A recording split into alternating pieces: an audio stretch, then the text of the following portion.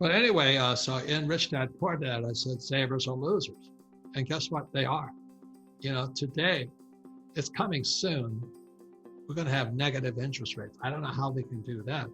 But if you deposit $100 in the bank, when I was a kid, I got 15% interest. So I put $100 in the bank, and a year later, I got $115. Today, you put $100 in the bank, and you got to pay the bank $15. And they're printing it.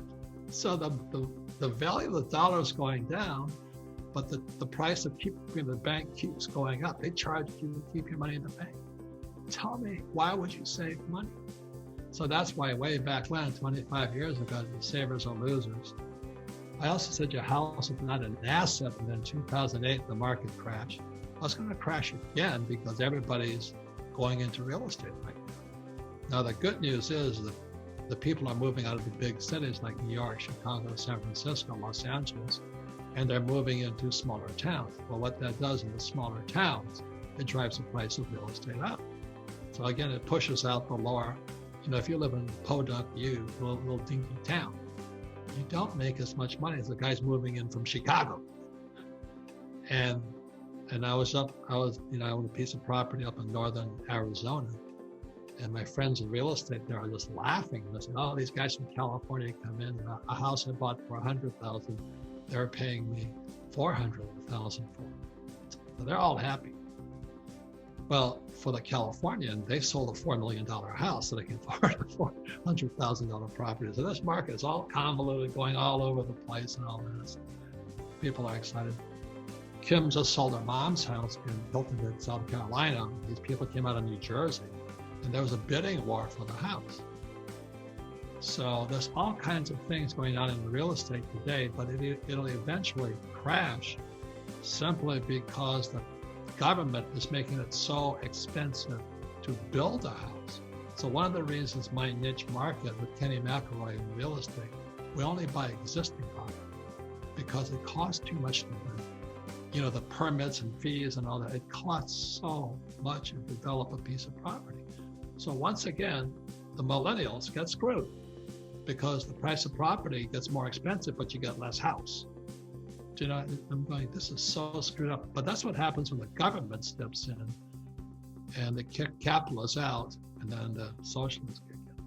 But anyway, that's why savers are losers today. So we have the Fed just announced they're going to keep interest rates low for about 5 more years. Well, that means my generation, we're screwed because Wells Fargo is not going to pay dividends anymore.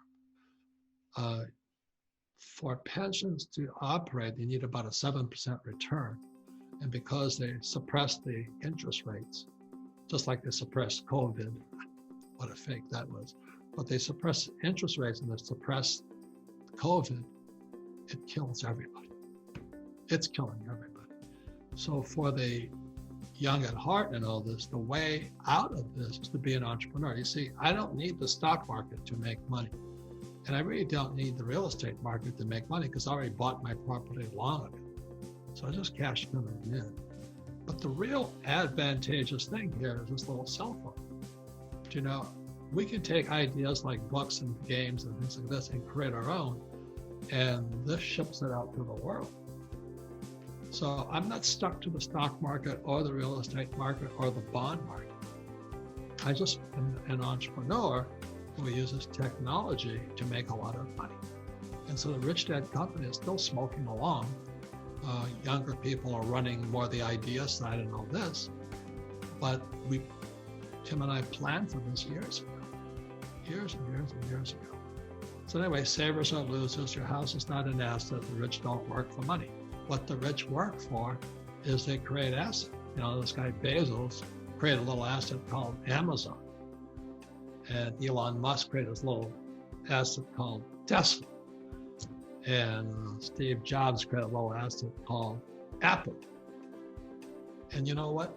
There's more guys coming up really quickly who are going to make new inventions and wipe people out.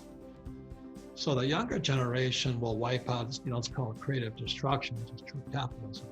Old ideas are wiped out by new ideas. And that's really the way the economy is going to go. So there's the the possibility of getting richer today is easier than ever before just because you guys have this. I didn't have this. This was only around 10 years or so. So it's a matter of changing your thinking. That's why financial education is important. If you're saving money, you're getting hammered. You're investing for a long term in the stock market, you're going to get killed. And if you're looking for job security, artificial intelligence will make sure you work at Chipotle forever. even if you have a master's degree.